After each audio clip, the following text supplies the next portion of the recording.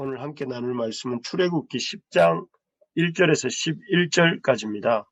한 절씩 교독하겠습니다. 여호와께서 모세에게 이르시되 바로에게로 들어가라. 내가 그의 마음과 그의 신하들의 마음을 완강하게 함은 나의 표징을 그들 중에 보이기 위함이며 내게 내가 애굽에서 행한 일들 곧 내가 그들 가운데서 행한 표징을 내 아들과 내 자손의 귀에 전하기 위함이라. 위함이라. 너희는 내가 여호와인 줄을 알리라. 모세와 아론이 바로에게 들어가서 그에게 이르되 히브리 사람의 하나님 여호와께서 말씀하시기를 내가 어느 때까지 내 앞에 겸비하지 아니하겠느냐. 내 백성을 보내라. 그들이 나를 섬길 것이라. 내가 만일 내 백성 보내기를 거절하며 내일 내가 메뚜기를 내 경내에 들어가게 하리니 메뚜기가 지면을 덮어서 사람이 땅을 볼 수 없을 것이라. 메뚜기가 내게 남은 그것 곧 우박을 면하고 남은 것을 먹으며 너희를 위하여 들에서 자라나는 모든 나무를 먹을 것이며 또 내 집들과 내 모든 신하들의 집들과 모든 애굽 사람의 집들에 가득하리니 이는 내 아버지와 내 조상이 이 땅에 있었던 그날로부터 오늘까지 보지 못하였던 것이라 하셨다 하고 돌이켜 바로에게서 나오니 바로의 신하들이 그에게 말하되 어느 때까지 이 사람이 우리의 함정이 되리이까. 그 사람들을 보내어 그들의 하나님 여호와를 섬기게 하소서. 왕은 아직도 애굽이 망한 줄을 알지 못하시나이까 하고 모세와 아론을 바로에게로 다시 데려오니 바로가 그들에게 이르되 가서 너희의 하나님 여호와를 섬기라. 갈 자는 누구냐. 모세가 이르되 우리가 여호와 앞에 절기를 지킬 것인즉 우리가 남녀노소와 양과 소를 데리고 가겠나이다. 바로가 그들에게 이르되 내가 너희와 너희의 어린아이들을 보내면 여호와가 너희와 함께함과 같으니라. 보라 그것이 너희들에게는 나쁜 것이니라. 그렇게 하지 말고 너희 장정만 가서 여호와를 섬기라. 이것이 너희가 구하는 바니라. 이에 그들이 바로 앞에서 쫓겨나니라. 아멘. 아멘. 오늘 결코 악에게 지지 않으시는 하나님, 이런 제목을 가지고 말씀을 나누도록 하겠습니다. 먼저 이렇게 말씀드릴 것은 어제 새벽에 제가 우박재앙에 대해서 말씀드렸는데요. 그 우박재앙을 6번째 재앙이라고 했는데 사실은 7번째 재앙이었습니다. 지난 토요일 주일을 이렇게 제가 보내면서 5번째 가축재앙과 6번째 악성종기재앙을 이렇게 하나로 치면서 넘어가서 우박재앙을 7번째 재앙으로 말을 해야 되는데 6번째 재앙이라고 얘기한 점을 양해를 구합니다. 그래서 앞으로 좀 더 신중하게 말씀을 잘 살펴보도록 노력하겠습니다. 본문으로 들어가서 오늘은 7번째 우박재앙에서 이어서 8번째 메뚜기 재앙에 대한 말씀입니다. 지금까지 애굽에 내리신 하나님의 재앙은 보고 와서 우리가 알겠지만 아주 전무후무한, 애굽 역사상 전무후무한 재앙들이었습니다. 특히 어제 보았던 7번째 우박 재앙을 겪으면서 바로의 신하들 중에는 이제 애굽이 다 망하게 되었다. 아까 읽은 것처럼 말하면서 이스라엘 사람들을 내보내어서 여호와 하나님을 섬기게 하자 하고 건의하는 사람이 이렇게 생겨날 지경이었습니다. 하지만 이 바로는 그러한 신하의 말을 귀담아 듣지 않습니다. 그래서 처음에는 이렇게 이스라엘 백성을 내보내줄 것처럼 말을 합니다. 우리 8절을 한번 볼까요? 8절 같이 한번 읽어봅시다. 시작. 모세와 아론을 바로에게 다시 데려오니 바로가 그들에게 이르되 가서 너희 하나님 여호와를 섬기라. 갈 자는 누구냐. 마치 분위기가 꼭 보내줄 것 같지 않습니까? 하지만 이런 말들, 너희 가서 너희 하나님 여호와를 섬기라고 말한 그가 11절에 보면 이제 너희들 중에 남자들 장정만 가라고 했다가 나중에는 그 제일 뒷부분에 보면 모세와 아론을 바로 앞에서 쫓겨났다 하는 내용이 나와요.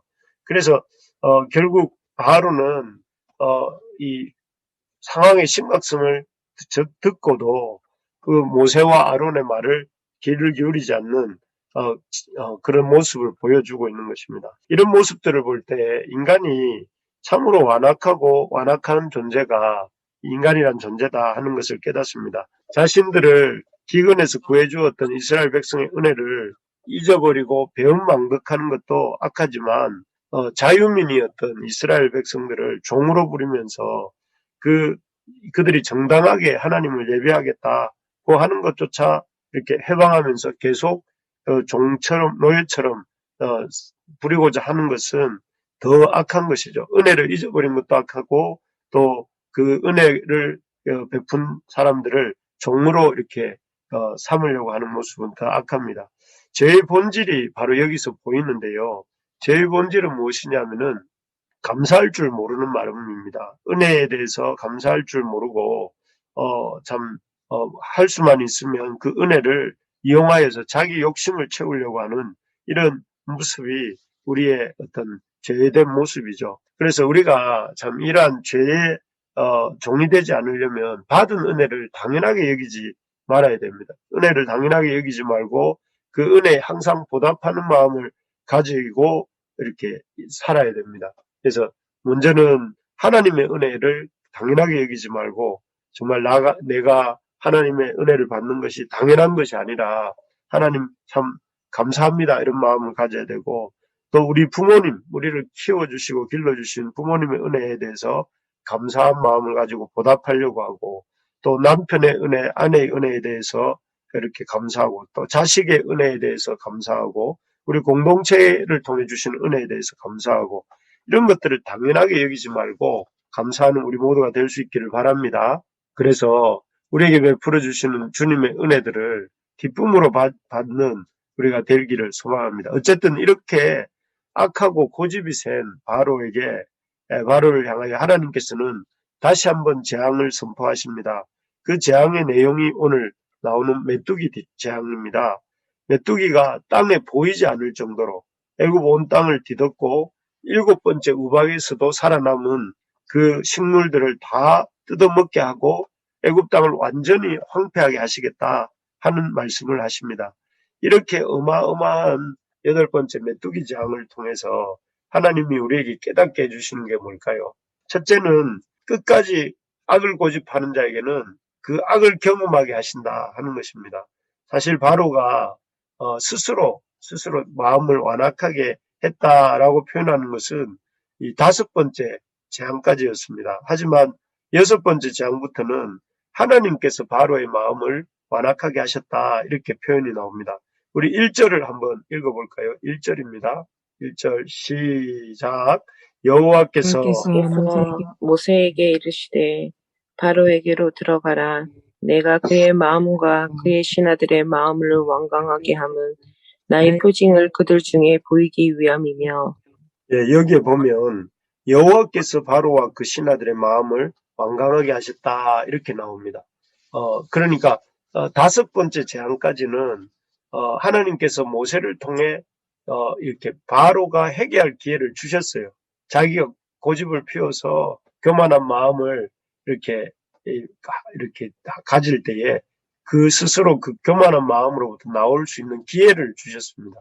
그런데 계속해서 바로가 하나님의 그 말씀을 듣기를 거부하고 죄된 고집을 피울 때에 하나님께서는 그런 바로를 그 고집과 그 교만함대로 내버려 두셨습니다. 그럴 때 결국은 바로는 그 고집과 교만대로 그 삶이 내리막길을 걸어가게 되는 것을 봅니다. 참으로 우리가 계속해서 하나님 말씀 듣기를 싫어하고 우리 마음을 두드리시는 그 하나님의 음성에 귀 기울이지 않으면 하나님 그냥 그 고집대로 내버려 두신다 이런 말이죠. 그리고 그 책임은 자기 자신이 당하도록 하시는 것입니다. 그래서 여러분 우리가 나이가 들수록 또 시간을 지날수록 우리의 마음이 이렇게 고집이 세지는 것이 아니라 하나님 앞에 이렇게 유연하고 하나님 말씀을 들을 때에 그 말씀 앞에 자신을 쳐서 복종하는 우리가 될 수 있기를 바랍니다. 그래서 여러분 회개할 기회를 주실 때 회개할 줄 알아야 됩니다. 그래서 지금 여러분이나 저의 삶에 회개하고 버려야 될 고집이 무엇이 있는가 한번 돌아보시기 바랍니다. 하나님께서 계속해서 그렇게 살지 말라고 얘기를 하심에도 불구하고 그런 행실들을 고집하면서 하나님 앞에 이렇게 있지 않는지 우리가 버려야 될 잘못된 행실들, 고집들 이런 것들을 이렇게 돌아보고 그것을 고집을 버리고 교만을 버리는 우리 모두가 될 수 있기를 바랍니다. 그렇게 될 때에 바로처럼 이렇게 그 악과 고집대로 가지 않는 것입니다. 두 번째로 이 8번째 메뚜기 장 속에서 하나님 우리에게 주시는 것은 하나님은 모든 악을 선으로 바꾸시는 분이시다 하는 것입니다. 우리 2절도 한번 같이 읽어보겠습니다. 2절 시작. 내게 내가 내가 애굽에서 행한 일들 곧 내가 그들 가운데에서 행한 표징을 내 아들과 내 자손의 귀에 전하기 위함이라. 너희는 내가 여호와인 줄을 알리라. 여기에 보면 바로가 계속해서 하나님 말씀에 불순종하는 그 행동 때문에 지금 이스라엘의 출애굽이 늦어지고 있는 것 같지만 사실은 하나님께서는 그러한 바로의 불순종을 통해서 여기 2절에 말하는 것처럼 내 아들과 내 자손의 귀에 전하기 위함이라 하나님이 행하신 일들을 애굽에서 행하신 일들을 자자손손 그 하나님에 대해서 알리시기 위해서 지금 이렇게 하고 있다 하는 것이죠. 그래서 바로의 불순종을 하나님의 권능을 보여주시는 기회로 삼고 계시다 이렇게 말씀하세요. 아닌 게 아니라 우리가 출애굽 과정에서 10가지 재앙을 보면서 우리가 뭘 보게 됩니까? 좀 전에 말한 것처럼 인간의 완악함을 보게 되지 않습니까? 인간이 얼마나 악한지 하나님 말씀을 듣기 싫어하는지 이런 인간의 죄성을 보게 되고 또 그런 인간들이 의지하고 있는 우상이라는 것이 얼마나 허무한 것인지 아무 힘도 쓸 수 없는 그런 것들인지 보게 하시고 그리고 무엇보다 우리가 참으로 의지해야 될 분은 우리 하나님 한 분이시다 하는 것을 알게 됩니다. 비록 바로의 악함은 악함으로 그 자신의 악함으로 끝났는지 몰라도 우리는 이 바로의 악함을 통해서 하나님의 권능과 하나님이 성품을 깨닫게 되는 기회가 되는 것입니다. 그래서 하나님은 이처럼 악을 선으로 바꾸시고 고난을 기회로 바꾸시는 하나님이신 것을 볼 수가 있습니다. 여러분, 하나님은 어떤 경우에서든지 악을 선으로 바꾸실 수 있는 능력이 있으심을 믿으시기 바랍니다.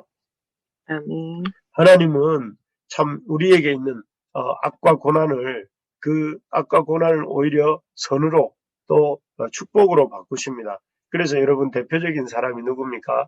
욥이지 않습니까? 욥은 참 그의 생애에 이해할 수 없는 많은 고난들을 겪습니다. 그리고 그 고난 속에서 완전히 망하는 것 같았지만 오히려 하나님께서는 그런 욥의 인생을 마지막 부분에 가보면 이렇게 합력하여 선을 이루시는 것을 볼 수가 있습니다. 그리고 그 덕분에 우리가 오늘날도 욥기라는 이 책을 갖게 된 것이죠. 또 예수님도 그렇습니다. 예수님도 십자가의 그 참혹한 십자가에서 돌아가셨어요. 누구도 그 십자가 앞에서 슬퍼하지 않을 수 없는 그런 십자가였습니다. 그런데 그 십자가가 어떻습니까?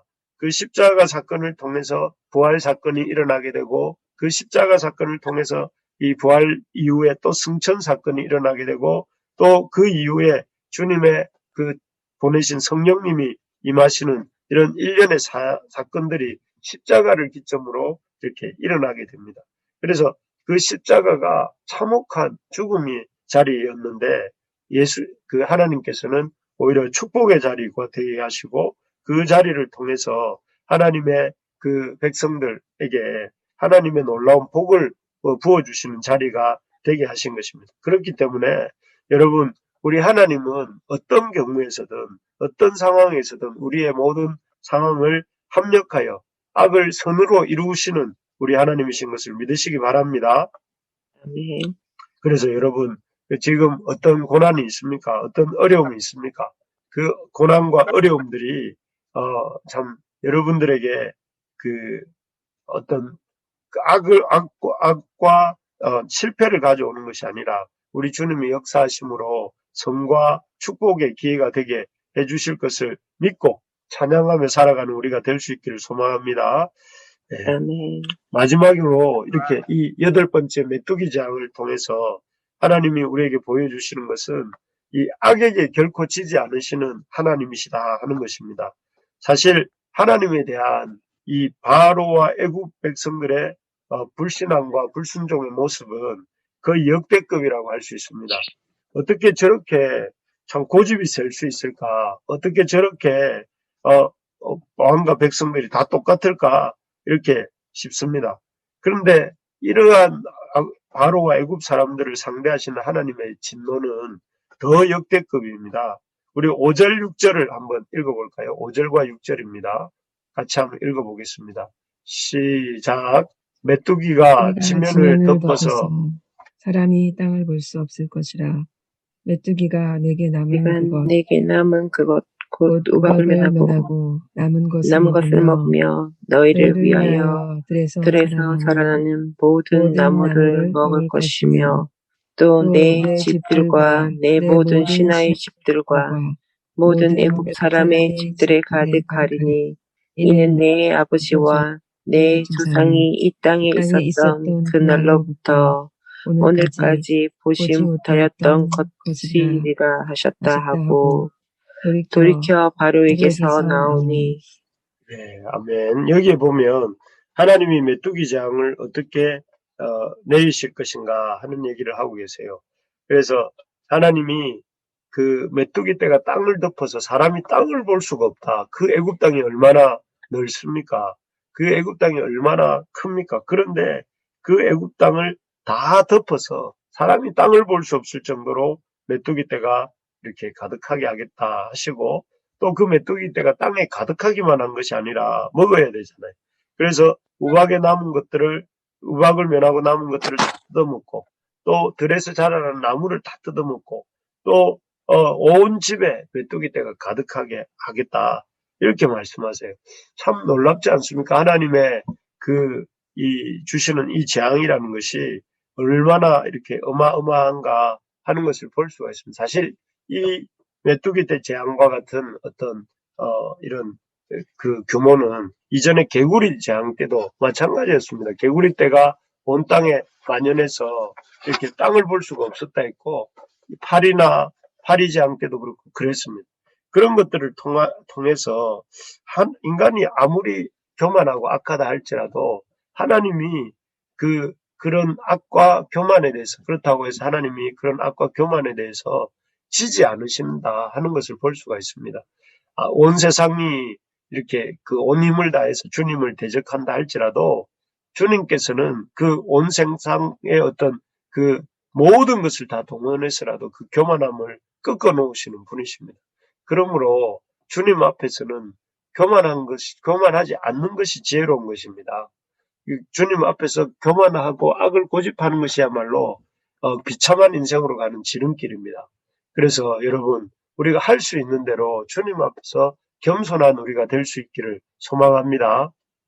그래서 날마다 우리가 주님의 이 앞에 나와서 우리가 이렇게 말씀 듣고 기도하는 거 참 잘하는 것이죠. 왜냐하면 주님께서 그런 겸손한 자들에게 하나님의 지혜를 주시고 또 삶을 살아갈 힘을 주시기 때문에 그렇습니다. 오늘 말씀을 마무리하겠습니다. 하나님께서는 어떤 분이신가? 당신이 어떤 분이신지를 애굽에 내린 8번째 재앙, 메뚜기 재앙을 통해서 보여주시는데요.